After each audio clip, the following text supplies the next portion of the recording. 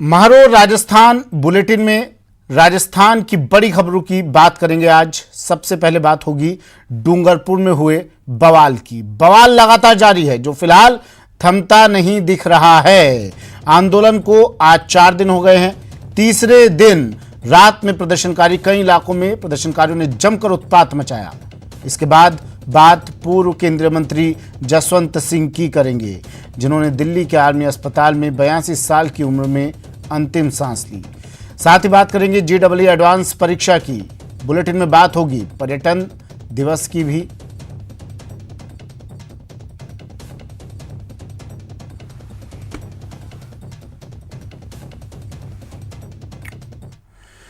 सबसे पहले बात डूंगरपुर की बड़ी खबर। डूंगरपुर उदयपुर हिंसा में अपडेट। 4 दिन से डूंगरपुर में हिंसा हो रही है लगातार। आसपुर मार्ग पर आगजनी की गई। प्रदर्शनकारियों ने एक ट्रक को भी जला दिया। RCC की बल्लियां इस ट्रक में भरी हुई थी। दोवड़ा थाना के रण सागर के पास की घटना है। मौके पर भारी पुलिस जाब्ता तैनात है। कल रात पुलिस ने फायरिंग भी पुलिस को करनी पड़ी इन पर। पुलिस फायरिंग में 2 लोगों की मौत हो गई। पुलिस फायरिंग में इनकी जान गई। सीएम ने शांति की अपील की है। डूंगरपुर उदयपुर हालात की समीक्षा भी मुख्यमंत्री लगातार कर रहे हैं। 3 आला पुलिस अफसरों को भेजा है। DG Lathar, ADG Dinesh MN, police commissioner Anand Shrivastava Udaipur पहुंच चुके हैं।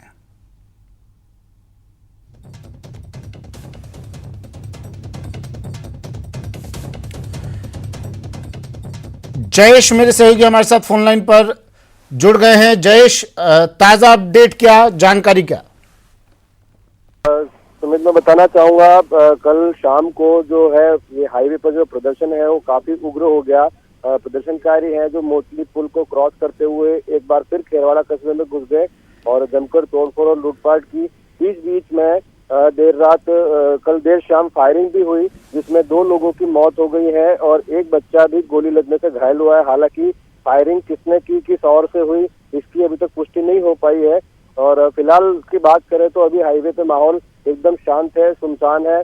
पुलिस ने जो है वो मोतली मोड़ पुल जो है वहां पर कब्जा कर रखा है और वहीं पे उनका पॉइंट बना रखा है। इसके अलावा खेरवाड़ा कस्बे में भी फिलहाल शांति है, लेकिन लोगों में इतना खौफ है, भय है कि लोग घरों से बाहर नहीं निकल रहे हैं। सड़कें सुनसान है, दुकान बाजार सारे बंद है और जो 2 लोगों की मौत हुई थी उनके शव और घायल को उदयपुर में शिफ्ट किया गया है। यहाँ हाईवे से घायल का भी उदयपुर में इलाज चल रहा है। ठीक है। जो जिन 2 लोगों की मौत हुई है ये प्रदर्शनकारियों में ही शामिल थे? जी बिल्कुल, प्रदर्शनकारियों में अभी इसकी कोई पुष्टि नहीं हो पाई, लेकिन जब हिंसा जब हो रही थी उसी दरमियान फायरिंग हुई तो ये माना जा रहा है कि प्रदर्शनकारी थे और फायरिंग किस ओर से हुई, कहाँ किसने फायरिंग की, ये भी अभी तक क्लियर नहीं हो पाया क्योंकि किसी आधिकारिक रूप से किसी ने ये पुष्टि नहीं की है। और दूसरी बात ये करें कि अभी डूंगरपुर जिले में भी पूरे जिले में हालात तनावपूर्ण है। जगह जगह से जो है वो लोगों के इकट्ठे होने की कुछ सूचना है। अभी हाल बात करें हम रणसागर दोवड़ा के पास में जो आसपुर मार्ग पर पड़ता है, अल सुबह कुछ उपद्रवियों ने एक लकड़ी जो RCC की लकड़ियां होती है उससे भरी एक ट्रक को जला दिया है। मुख्यमंत्री के साथ बातचीत होने वाली थी इनकी।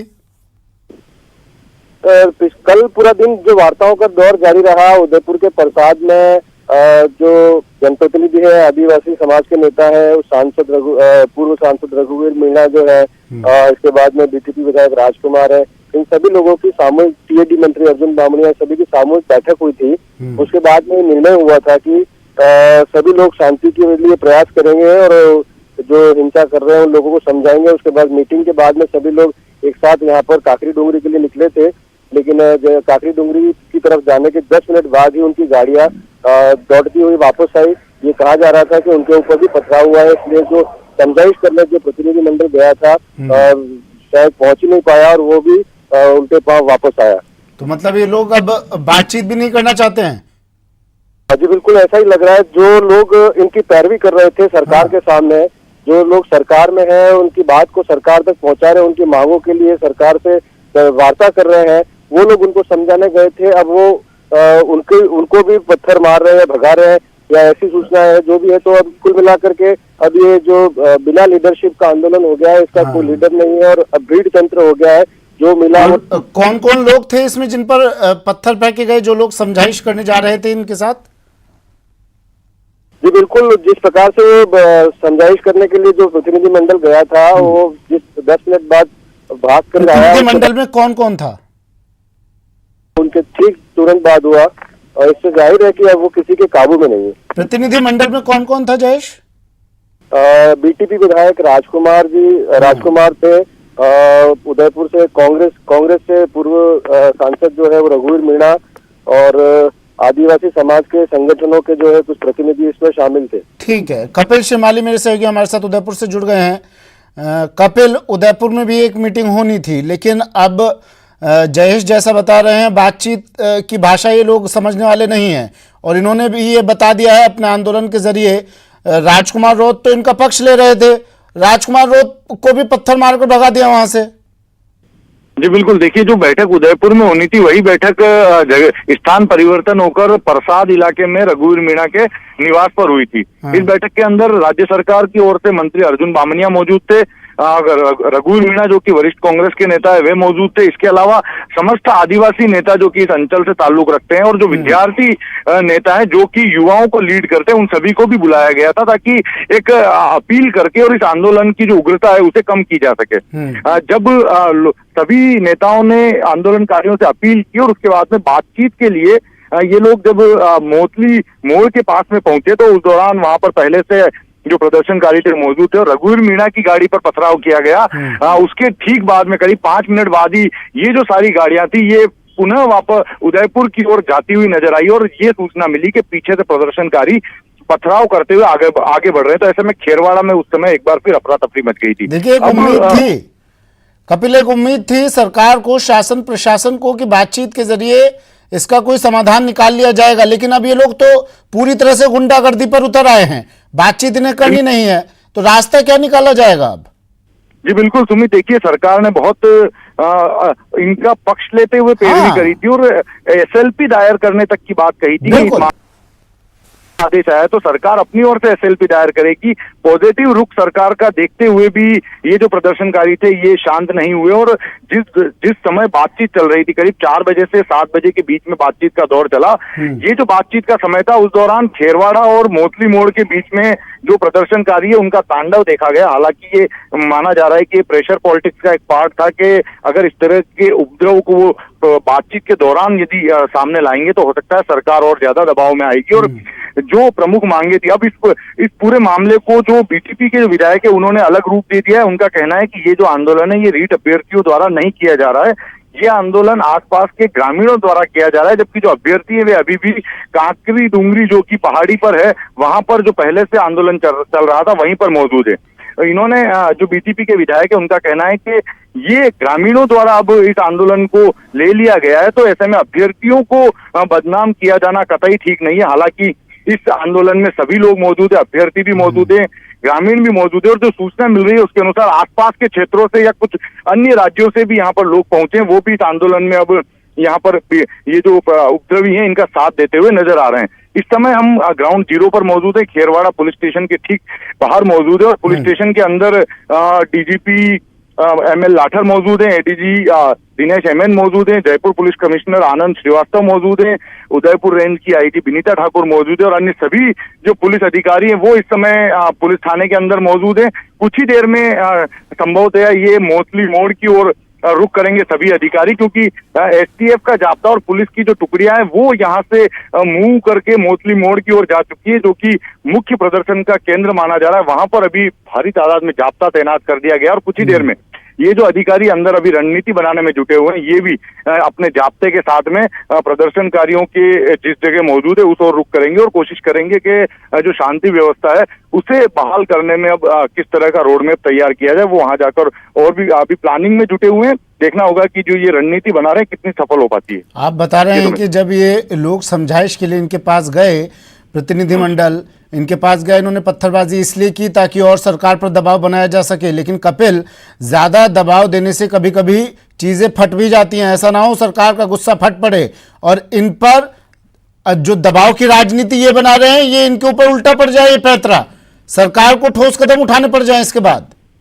देखिए, अब जरूरत सरकार को आ चुकी है ठोस कदम उठाने की, क्योंकि बातचीत का जो रास्ता है वो पूरी तरह से विफल होता नजर आया है। और जो प्रतिनिधि मंडल, जो कि ये माना जा रहा था कि आंदोलन की लीडरशिप ये लोग कर रहे हैं, उन्हीं लीडरशिप करने वाले नेताओं को मौके से खदेड़ दिया गया और उसके बाद में आंदोलन पूरी रात उग्र होता चला गया। ठीक है, शुक्रिया कपिल। जयेश, आपका भी शुक्रिया तमाम जानकारी के लिए। DG Lathar, ADG Dinesh MN, police commissioner Anand Shrivastava रणनीति बना रहे हैं। ये 3 नाम ऐसे हैं जो बड़ी से बड़ी विकट परिस्थितियों से जूझने में हमेशा कामयाब रहे हैं और अब देखना होगा इस समस्या का किस तरह से ये हल निकालते हैं।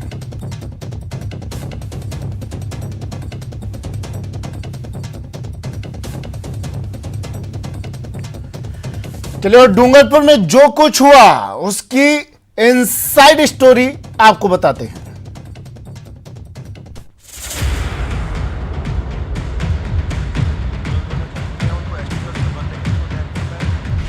3 दिन से हाईवे जाम।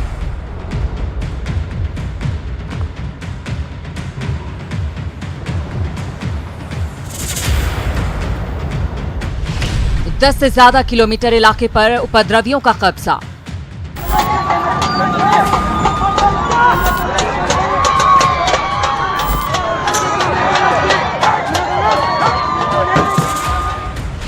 सड़क पर बेधड़क हिंसा।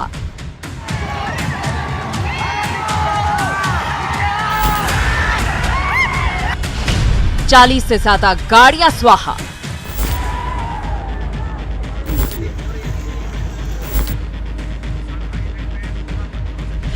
आसपास की दुकानों में लूटपाट।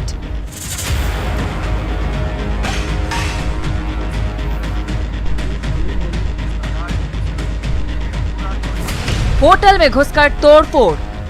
सारे रूमों के अंदर आग लगा दी, कुछ भी नहीं छोड़ा। एसी, एक टेबल, कुर्सियां, यहां तक कि उठा के भी ले गए। कंटेनर लगाया, कंटेनर के अंदर भर के ले गए। स्कूल में भी तोड़फोड़।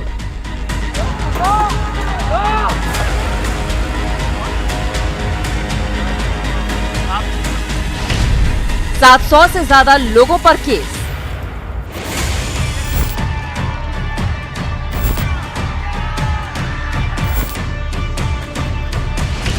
क्या ये सब प्रदर्शन के नाम पर हो सकता है?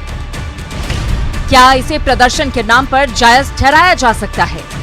सामान्य लोगों का नुकसान करोड़ों के अंदर हो चुका है, जिसकी भरपाई कौन, या तो राज्य सरकार करेगी, या यहाँ के एमएलए करेंगे, या यहाँ के जो जिलाधिकारी हैं वो करेंगे। ऐसे कई सवाल चीख चीख कर प्रदर्शनकारियों या यूं कहें उपद्रवियों से जवाब मांग रहे हैं, लेकिन ना तो इनके जवाब आज प्रदर्शनकारियों के पास हैं और ना ही कल होंगे। इधर खबर ये भी है कि ये प्रदर्शन और तोड़फोड़ दूसरे राज्यों के लोगों के इशारे पर हो रहा है। सूत्रों की अगर माने तो हिंसा और तोड़फोड़ में छत्तीसगढ़ और गुजरात के लोगों के शामिल होने की सूचना है। उपद्रव मचाने वालों में इन दोनों राज्यों के लोग शामिल हैं। इस उपद्रव में बाहरी राज्यों के लोग शामिल हैं या नहीं, ये जांच का विषय है। लेकिन डूंगरपुर में जो कुछ हुआ, इसकी शुरुआत कहां से हुई और इसके पीछे की वजह क्या है, ये भी जान लीजिए। दरअसल प्रदर्शनकारी 7 सितंबर से विरोध प्रदर्शन कर रहे थे। पुलिस ने इनसे पड़ाव न डालने की अपील भी की थी। पुलिस के समझाने का असर इन पर नहीं हुआ। प्रदर्शनकारियों ने अपना विरोध प्रदर्शन जारी रखा। पुलिस ने कोविड के नियम तोड़ने का मामला दर्ज किया। मामला दर्ज होने के बाद प्रदर्शनकारी और भड़क गए। इसके बाद जो कुछ हुआ वो आपके सामने है। अब जरा इस प्रदर्शन की वजह भी जान लीजिए। प्रदर्शनकारियों की मांग है कि टीचर भर्ती परीक्षा में एसटी की संख्या बढ़ाई जाए, अनारक्षित खाली पदों को भी एसटी से भरा जाए, अनारक्षित 1167 पदों को एसटी वर्ग से भरा जाए। 2018 में 5431 पदों में से 1167 पद रह गए थे खाली। नियम के अनुसार इन पदों पर सभी वर्गों का अधिकार। प्रदर्शनकारी सभी 1167 पदों पर दावा ठोक रहे हैं। न्यूज़ 18 राजस्थान के लिए डूंगरपुर से जयेश पवार की रिपोर्ट।